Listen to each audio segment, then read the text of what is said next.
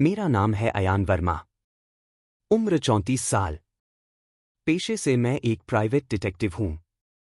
आम लोग मुझे बस एक साधारण इंसान समझते हैं, लेकिन मुझे वो चीजें दिखाई देती हैं जो बाकी लोगों से अक्सर छूट जाती हैं। यह कहानी किसी आम केस की नहीं है। यह वो केस है जिसने मेरी जिंदगी हमेशा के लिए बदल दी। यह वो घटना थी जिसने मुझे मेरी काबिलियत और मेरी सीमाओं दोनों से रूबरू करवाया। उस दिन सर्दियों की दस्तक शुरू हो चुकी थी। दिल्ली की गलियों में कोहरा धीरे धीरे उतर रहा था। दूर दूर तक धुंध फैली हुई थी, मानो शहर ने कोई राज अपने भीतर छिपा लिया हो। मेरी ऑफिस की खिड़की से बाहर झांकने पर सब कुछ धुंधला नजर आ रहा था, जैसे किसी पुराने धुंधलाए हुए फोटो में जिंदगी ठहर गई हो। मैं अपने पुराने लकड़ी के टेबल पर बैठा हुआ फाइलें पलट रहा था। पुराने केसों की धूल जमी यादें सामने आ रही थीं। तभी अचानक दरवाजे की घंटी बजी और दरवाजा खुला। एक औरत अंदर आई। उम्र करीब 30 साल। लंबे काले बाल उसकी पीठ तक झूल रहे थे।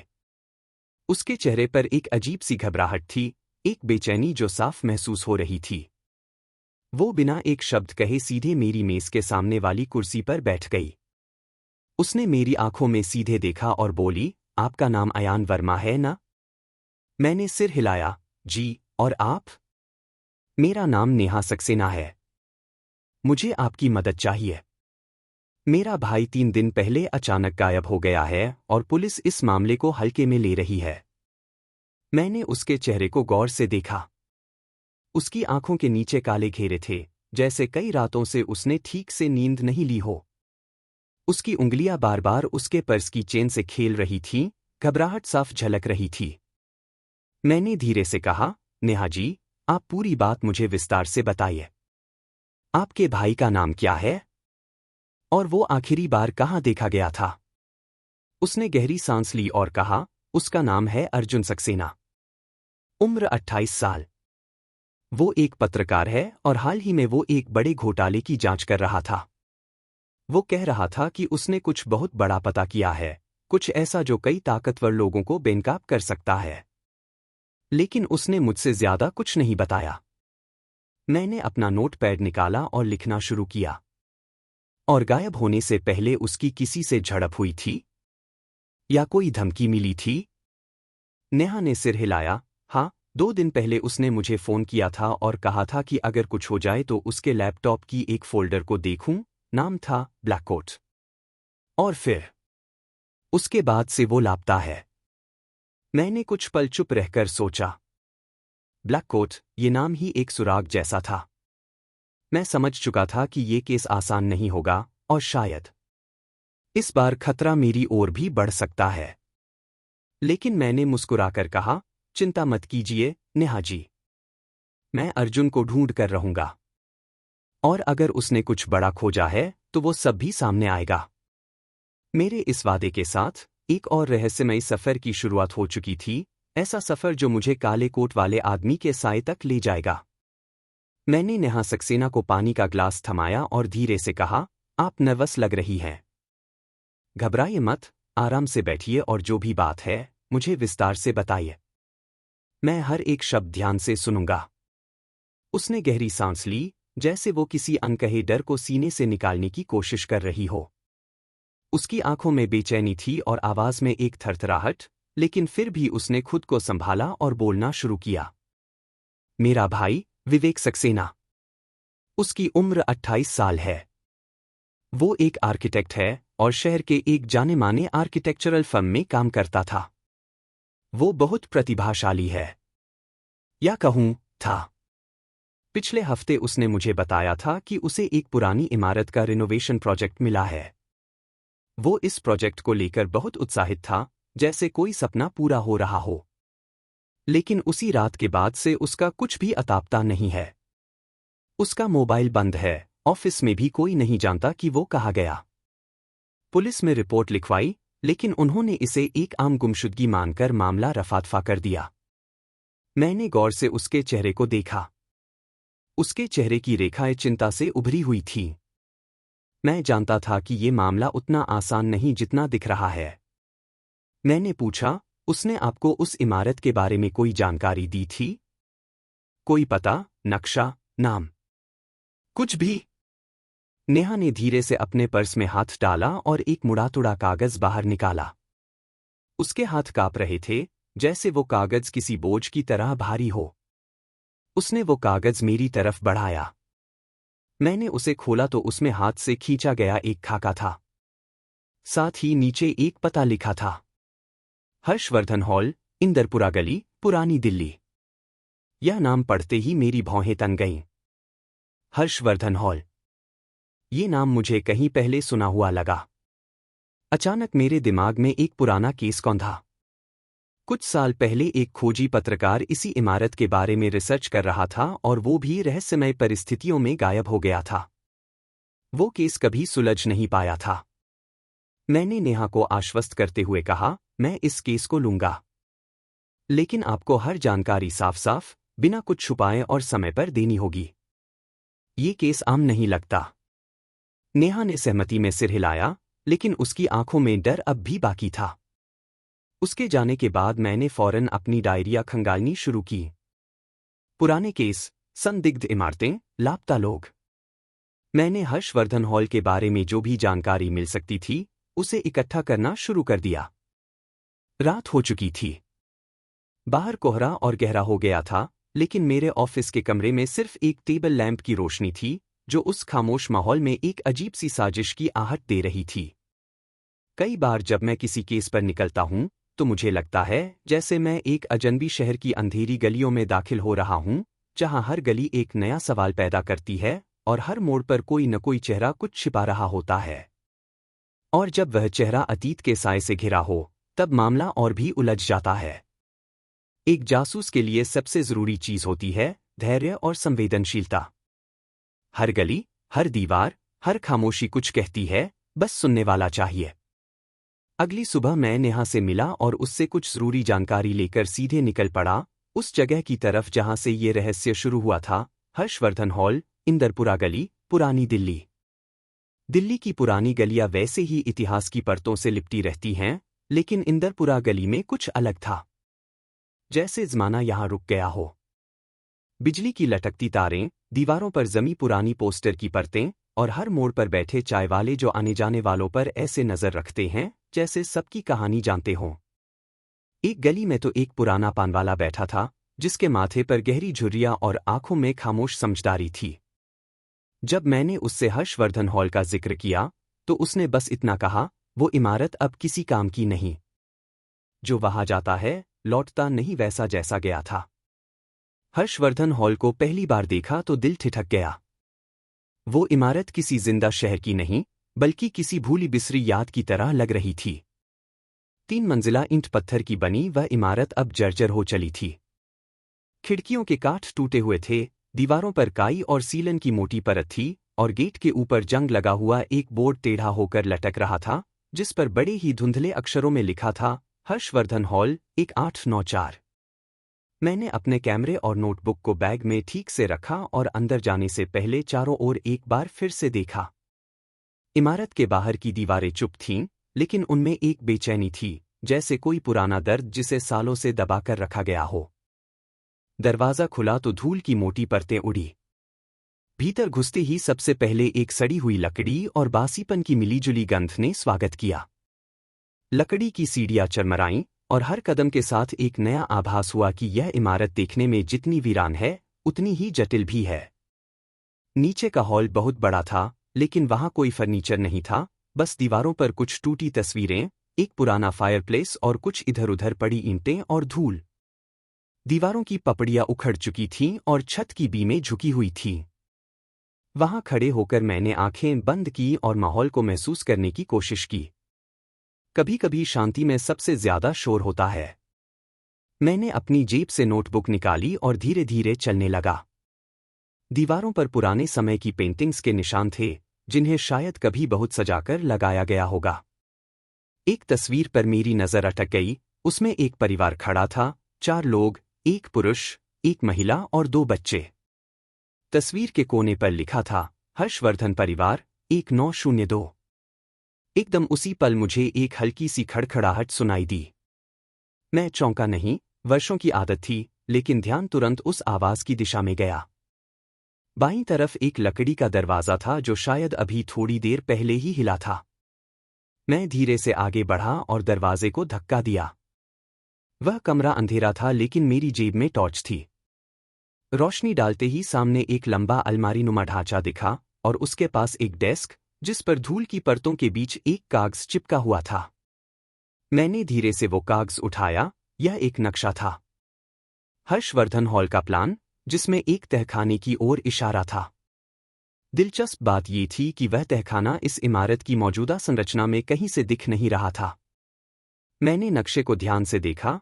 नीचे की मंजिल के ठीक नीचे एक गुप्त सीढ़ी का निशान बना था। मेरे दिल की धड़कन तेज हो गई थी। क्या विवेक वहां गया होगा? क्या उस तहखाने में कुछ छुपा था? मैं कमरे से बाहर निकला और उस हिस्से की ओर गया जहां नक्शे के अनुसार वह सीढ़ी होनी चाहिए थी, फायरप्लेस के ठीक बाईं ओर की दीवार। मैंने दीवार पर धीरे धीरे हाथ फेरा। अचानक एक ईंट हिली और फिर एक क्लिक की आवाज हुई। दीवार का एक हिस्सा धीरे धीरे सरकने लगा। मेरे सामने अब अंधेरे में उतरती एक संकरी सीढ़ी थी। वहां से ठंडी हवा का झोंका आ रहा था और एक अजीब सी नमी की गंध भी। मैंने टॉर्च को और कसकर पकड़ा और सीढ़ियों पर पहला कदम रखा। नीचे उतरते ही एहसास हुआ कि यह कोई सामान्य तहखाना नहीं था। वहां ईंटों की दीवारें थीं लेकिन जगह जगह पर लकड़ी के साँचे भी लगे थे, जैसे किसी ने इसे काफी योजनाबद्ध ढंग से बनवाया हो। हर दीवार पर पुराने जमाने के कुछ निशान थे, उर्दू और फारसी में लिखे गए वाक्य, कुछ मोहरें और कुछ अलमारी जैसी संरचनाएं। एक कोने में रखे गए संदूक ने मेरी दिलचस्पी खींची। जब मैंने उसे खोला तो अंदर कुछ दस्तावेज थे, पुराने प्लान, निर्माण संबंधी नक्शे और एक डायरी। डायरी का पहला पन्ना पढ़ते ही मैं सतर्क हो गया। उस पर लिखा था, अगर कोई यह पढ़ रहा है तो समझ लीजिए मैंने जो राज देखा था वह अब आपके पास है। मैं विवेक सक्सेना हूं और मैं अब इस दुनिया में नहीं रह सकता। मैंने गहरी सांस ली। ये मामला अब मेरे सामने अपने सबसे गंभीर रूप में था। लेकिन सवाल था, अगर विवेक मर चुका है तो उसका शव कहाँ है? और यदि नहीं, तो वह कहाँ है? तहखाने की गहराई में अब भी कई दरवाजे थे, कई गुमनाम रास्ते, और मुझे पता था कि यह सिर्फ शुरुआत थी। जब मैंने हर्षवर्धन हॉल के उस पुराने दरवाजे को धकेला, तो उसके चरमराने की आवाज ऐसी थी जैसे किसी बीते युग की चीख निकल पड़ी हो। अंदर घुसते ही एक सीली हुई दीवारों की गंध ने मेरा स्वागत किया, और वह अंधेरा, मानो किसी पुराने रहस्य ने अब तक खुद को छिपाकर रखा हो। मेरे हाथ में टॉर्च थी, लेकिन उसका प्रकाश उस गहराई तक नहीं पहुंच पा रहा था जहां मेरी जिज्ञासा पहुंचना चाहती थी। 3 मंजिलों वाली इस इमारत की सीढ़ियां अब किसी खो चुके वक्त की थकी हुई सांसों की तरह चरमराती थीं। मैंने एक एक करके हर मंजिल की तलाशी लेनी शुरू की। पहली मंजिल पर एक लंबा गलियारा था जिसमें दाईं ओर बंद दरवाजे और बाईं ओर दीवारों पर पुरानी, धुंधली तस्वीरें टंगी थीं, जिनके चेहरों से वक्त ने पहचान छीन ली थी। उन चेहरों को देखकर ऐसा लगता था जैसे वो अब भी किसी का इंतजार कर रहे हों। हर तस्वीर के नीचे नाम थे, मगर स्याही इतनी धुंधली हो चुकी थी कि उन्हें पढ़ना मुमकिन नहीं था। एक कमरा मिला, दरवाजा आधा खुला हुआ। जब मैंने उसे पूरी तरह खोला तो एक तेज सी आवाज हुई, शायद लकड़ी टूटने की, लेकिन उससे ज्यादा जो ध्यान खींचता था वह था कमरे के बीचों बीच रखा वह टूटा हुआ चेयर और सामने की दीवार पर कोयले से खींची गई एक लकीर। लकीर नीचे जमीन से शुरू होकर छत तक जाती थी, जैसे किसी ने इरादतन कोई चिन्ह छोड़ा हो। मैंने दीवार पर हाथ रखा, वह गीली थी, पर उस जगह जहां लकीर थी, वहां दीवार में कुछ खुरदुरापन था। मैंने गौर से देखा तो पाया कि वहां दीवार में दरार है। दरार चौड़ी नहीं थी, लेकिन उसमें से हल्की सी हवा आ रही थी, जैसे उसके पीछे कोई और कमरा हो।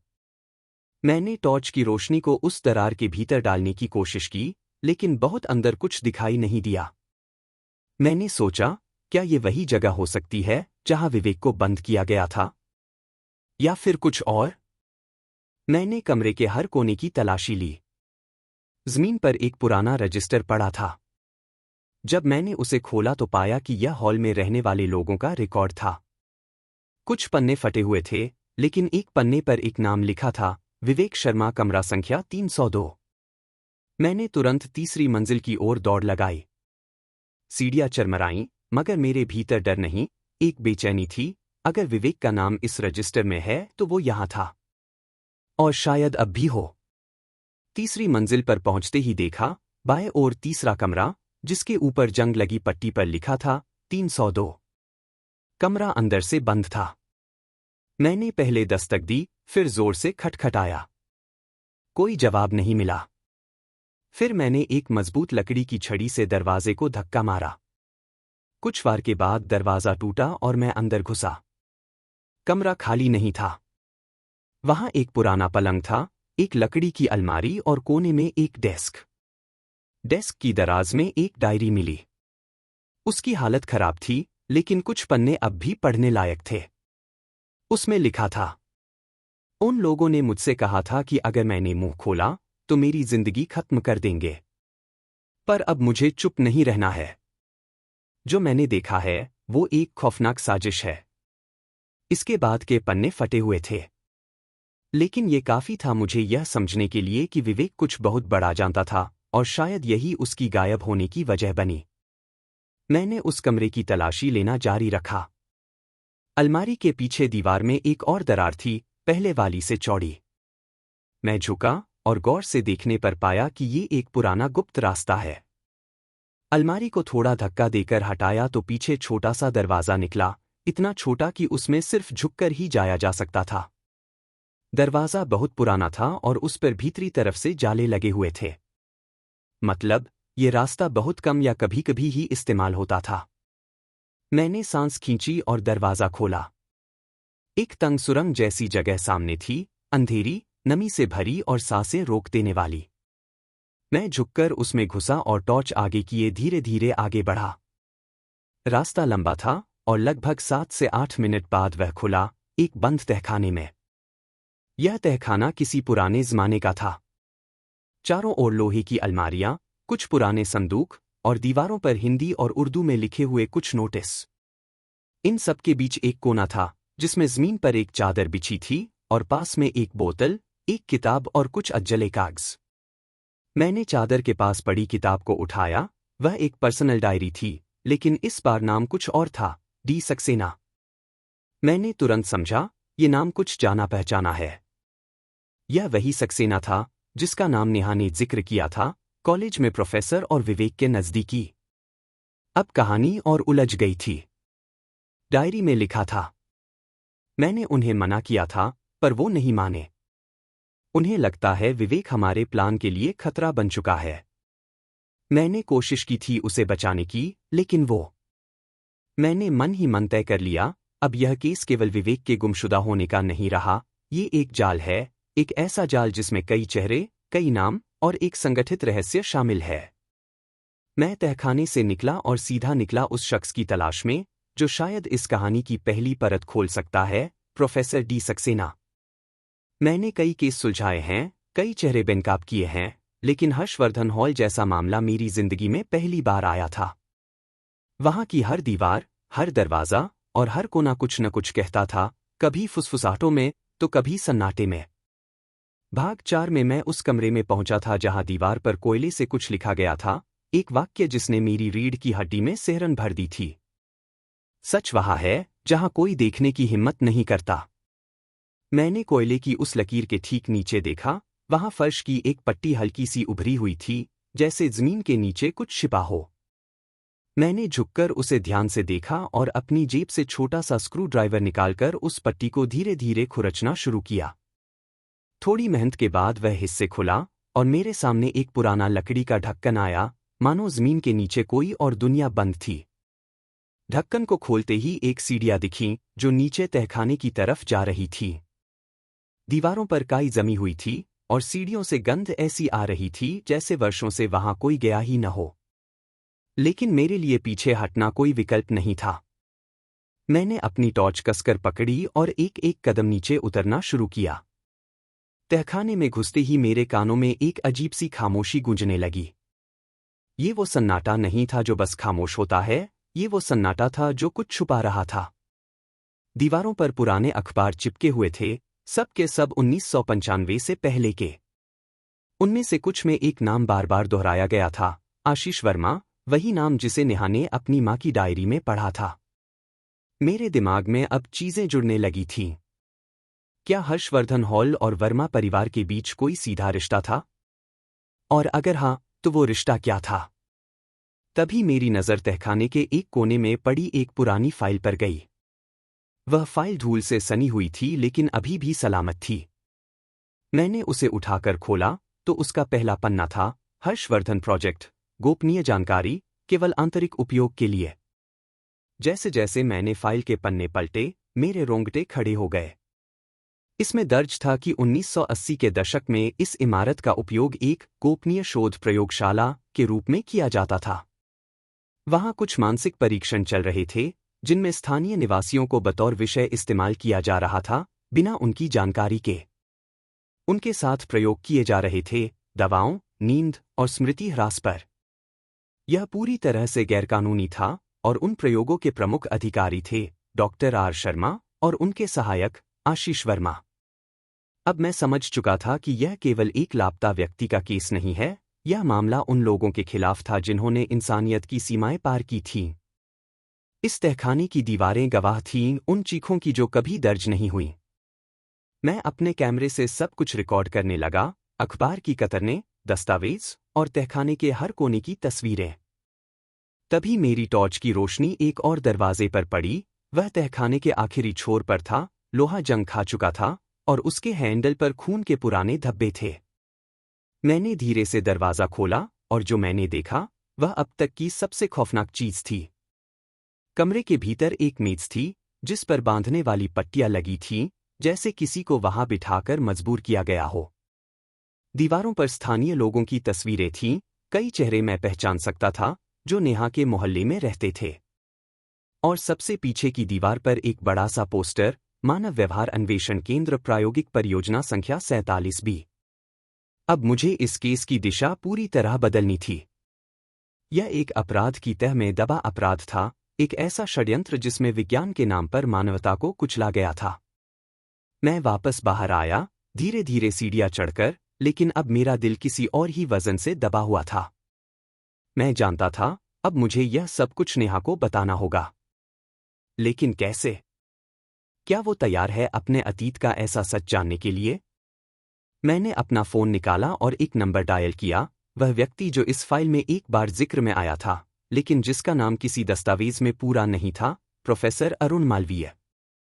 फोन के उस पार जैसे कोई सांसें थमी हुई थीं। जब मैंने अपना नाम और मकसद बताया, तो दूसरी ओर से सिर्फ एक जवाब आया। अगर तुम सच में जानना चाहते हो कि हर्षवर्धन हॉल में क्या हुआ था, तो कल रात 10 बजे दिल्ली विश्वविद्यालय के पुराने पुस्तकालय में मुझसे मिलो। लेकिन अकेले आना। और यहीं से शुरू हुआ केस का सबसे खतरनाक अध्याय। तहखाने की आखिरी सीढ़ी से जैसे ही मैंने नीचे कदम रखा, मेरी सांसें रुक सी गईं। वह एक लंबा और संकरा कमरा था, जिसमें दीवारों से रिश्ती नमी की बदबू थी और फर्श पर फैली धूल की एक मोटी परत। लेकिन उस सन्नाटे के बीच भी ऐसा महसूस हो रहा था कि मैं अकेला नहीं हूं। कोई और भी है जो मेरी हर हरकत को देख रहा है, सांसों की आवाज सुन रहा है। मैंने अपने भीतर डर को दबाया और धीरे धीरे कमरे के अंदर बढ़ा। दीवारों के किनारे पुरानी लोहे की अलमारियां थीं, जंग खाई हुई, कुछ आधी खुली, कुछ पूरी तरह बंद। उनके भीतर धूल से भरी फाइलें, पुराने नक्शे और रिपोर्टों के बंडल भरे थे। हर दस्तावेज पर वही मोहर, हर्षवर्धन प्रॉपर्टीज, गोपनीय। कमरे के एक कोने में लकड़ी की एक मेज थी, जिस पर एक लाल रंग की मोटी बही रखी थी, भारी, रहस्यमय और लगभग चुंबकीय ताकत जैसी कोई चीज मुझे उसकी ओर खींच रही थी। उसके ऊपर उर्दू में सुनहरे अक्षरों में लिखा था, गवाही उस रात की। मैंने गहरी सांस ली और धीरे से उस बही को खोला। उसके पहले पन्ने पर जो लिखा था, वो मेरी रूह को चीरने जैसा था। 15 अप्रैल 1977 की रात को हम पांचों ने उसे मारा था। पांचों? मैंने एक बार फिर पढ़ा, शायद मेरी आंखें धोखा दे रही थीं, लेकिन नहीं। लिखा वही था। नीचे 5 हस्ताक्षर थे। उनमें से 2 नाम पढ़ते ही मेरा दिल जैसे थम गया। एक अविजय हर्षवर्धन, वर्तमान चेयरमैन। 2 दीपक कुमार, पूर्व डीएसपी। 3 आशुतोष राणा, नगर निगम अधिकारी। 4 प्रेम नारायण अग्रवाल, स्थानीय बिल्डर। 5 नाम गायब, सिर्फ एक हस्ताक्षर। एक हस्ताक्षर जो बिल्कुल वैसा ही था जैसा मैंने पहले भी देखा था, उस पुराने पत्र पर जो वकील ने दिखाया था। मैंने बही के पन्ने पलटने शुरू किए। हर पन्ना 1977 की उस एक रात की घटनाओं का दस्तावेज था। कैसे उन्होंने मिलकर एक ईमानदार सरकारी अफसर को फंसाया, उसे मार डाला और उसकी लाश को तहखाने के सबसे पिछले हिस्से में दफना दिया। बही के मुताबिक उस अफसर ने हर्षवर्धन ग्रुप की जमीन खरीद फरोख्त में गड़बड़ी पकड़ ली थी। उन्होंने उस पर झूठे आरोप लगाए, फिर शहर से गायब कर दिया। उसका नाम था श्री अर्जुन सहाय। और जैसे ही मैंने ये नाम पढ़ा, मेरे हाथ कांपने लगे। यही वो नाम था जो मेरे पिता के केस की पुरानी फाइल में कई बार आया था।